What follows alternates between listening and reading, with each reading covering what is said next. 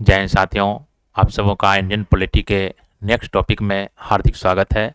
तो आज हम लोग एक महत्वपूर्ण टॉपिक उप प्रधानमंत्री टॉपिक को कंप्लीट करेंगे, क्योंकि यह काफ़ी चर्चा में था जब 2000 का परिणाम आ रहा था कि कोई व्यक्ति जो है, कोई विशेष व्यक्ति उप प्रधानमंत्री बन सकते हैं और कोई प्रधानमंत्री बन सकते हैं। तो काफ़ी इम्पोर्टेंट है। तो ये जो पद है वास्तव में संवैधानिक पद तो नहीं है, या राजनीतिक स्थिरता को बनाने के लिए, या कभी कभी प्रधानमंत्री के बोझ को, कार्य को कम करने के लिए बनाया गया है। आमतौर पर जब किसी पार्टी को मजबूत जनाधार मिलता है तो यह पद देखने को नहीं मिलता है, लेकिन जब जनाधार कमजोर होता है, गठबंधन की सरकारें होती है, तो और एक से अधिक दावेदार होते हैं तो यह पद देखने को मिलता है।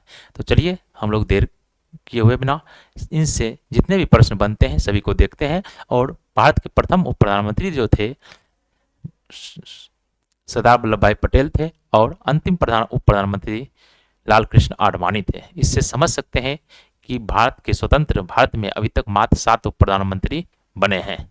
तो चलिए देखते हैं पहला प्रश्न कि भारतीय संविधान में उप प्रधानमंत्री के पद का स्पष्ट रूप से उल्लेख किया गया है। भारतीय संविधान में उप प्रधानमंत्री पद का स्पष्ट रूप से उल्लेख किया गया है तो नहीं, पहले ही कह दिया था मैंने। नेक्स्ट प्रश्न, उप प्रधानमंत्री का पद है, उप प्रधानमंत्री का पद कैसा है? तो प्रधानमंत्री का पद यदि हम देखते हैं तो एक संवैधानिक पद नहीं है, इसका संविधान में वर्णन नहीं है, तो संवैधानिक नहीं होगा, या हो जाएगा गैर संवैधानिक। इसका सही आंसर ऑप्शन सी, एक गैर संवैधानिक पद है।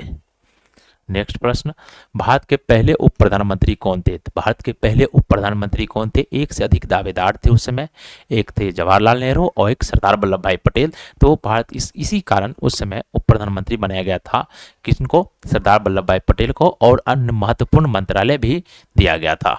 तो भारत के पहले उप प्रधानमंत्री थे सरदार वल्लभ भाई पटेल, और ये गृह मंत्री भी थे उस समय के।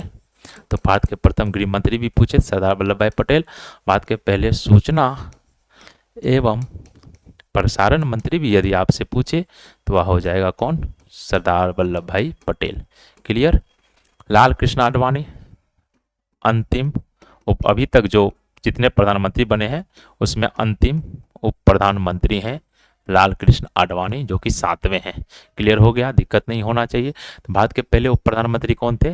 सरदार वल्लभ भाई पटेल। और ये सभी भी उप प्रधानमंत्री रहे हैं, जिसमें मोरारजी देसाई जो कि उप प्रधानमंत्री बने थे किसकी सरकार में? इंदिरा गांधी की सरकार में, जिसके कारण इनका काफ़ी विवाद भी इंदिरा गांधी से रहा था। क्लियर?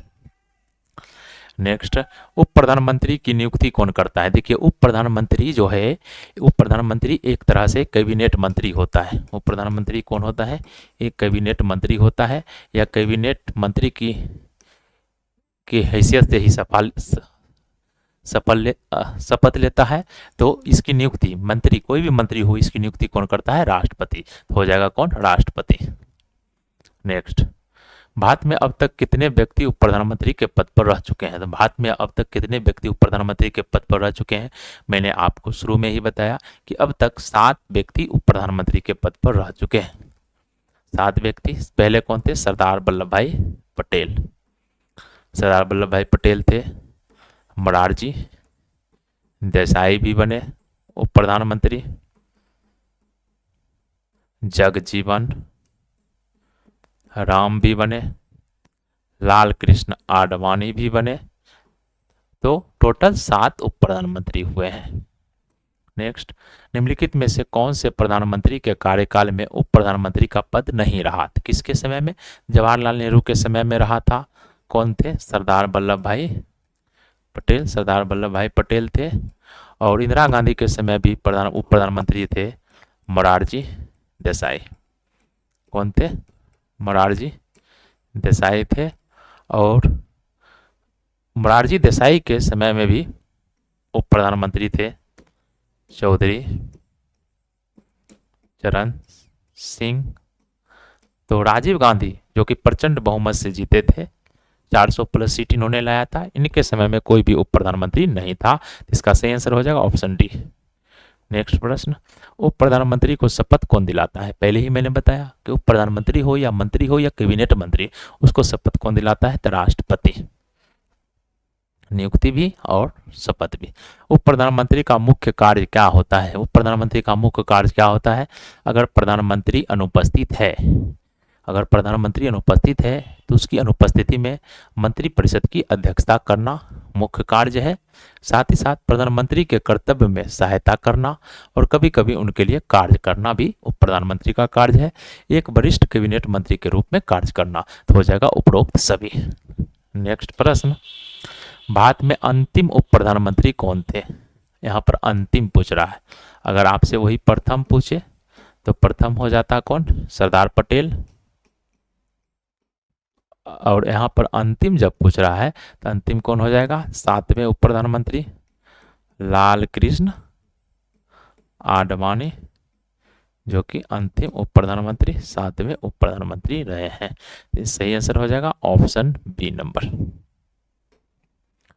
क्या उप प्रधानमंत्री को किसी अन्य कैबिनेट पोर्टफोलियो विभाग का प्रभार दिया जा सकता है? हाँ, प्रमुख विभाग दिया जाता रहा है।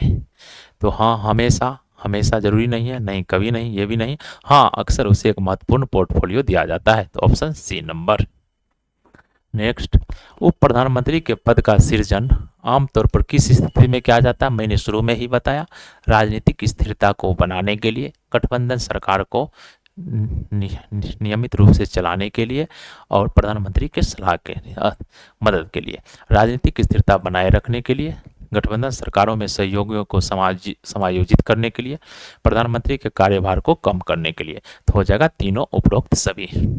नेक्स्ट प्रश्न, कौन सा प्रधानमंत्री अपनी सरकार में उप प्रधानमंत्री के पद पर रहे मोरारजी देसाई के साथ मतभेदों के लिए जाना जाता है? मैंने शुरू में ही आपको बताया कि मोरारजी देसाई एक वरिष्ठ नेता थे और जबकि इंदिरा गांधी प्रधानमंत्री बन गई थी, जिनके कारण इनका इंदिरा गांधी के साथ विवाद रहा था मोरारजी देसाई का। बाद में मोरारजी देसाई कांग्रेस से अलग भी हो जाते हैं, उसके बाद फिर बाद में वो प्रधानमंत्री भी बनते हैं और सर्वाधिक उम्र में प्रधानमंत्री बनने वाले पहले व्यक्ति थे मोरारजी देसाई। और पहले गैर कांग्रेसी प्रधानमंत्री भी कौन थे? तो मोरारजी देसाई। और मोरारजी देसाई एकमात्र ऐसे व्यक्ति हैं, प्रधानमंत्री हैं, जिन्हें भारत रत्न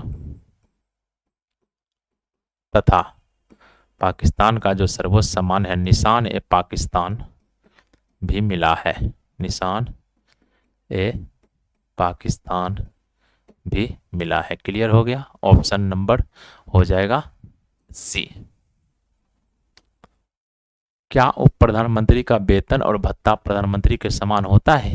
तो प्रधानमंत्री का वेतन और भत्ता प्रधानमंत्री के समान होता है। तो यह जो है उप प्रधानमंत्री कौन होता है? कैबिनेट मंत्री। कैबिनेट मंत्री के समान होगा। आमतौर पर उन्हें कैबिनेट मंत्री के समान वेतन और भत्ते मिलते हैं। नेक्स्ट प्रश्न, किस उप प्रधानमंत्री को किसान नेता के रूप में जाना जाता है और वे बाद में प्रधानमंत्री भी बने थे? तो चौधरी चरण सिंह। चौधरी चरण सिंह को किसान नेता के रूप में भी जाना जाता है और ये पहले उप प्रधानमंत्री थे, बाद में प्रधानमंत्री भी बने थे। तो इसका आंसर हो जाएगा ऑप्शन बी, चौधरी चरण सिंह। लोकसभा का सामना नहीं करने वाले प्रधानमंत्री। लोकसभा का सामना नहीं करने वाले प्रधानमंत्री का अगर नाम पूछे आपसे तो हो जाएगा कौन? चौधरी चरण सिंह। नेक्स्ट प्रश्न, आज का अंतिम प्रश्न है यह, उप प्रधानमंत्री के पद को संविधान में शामिल नहीं करने का मुख्य कारण क्या है? उप प्रधानमंत्री के पद को संविधान में शामिल करने का मुख्य कारण यह है कि क्या होता कि प्रधानमंत्री और उप प्रधानमंत्री के बीच विवाद बढ़ जाता और प्रधानमंत्री के शक्ति को कम नहीं करना चाहते थे संविधान निर्माता, इसके कारण नहीं किया गया।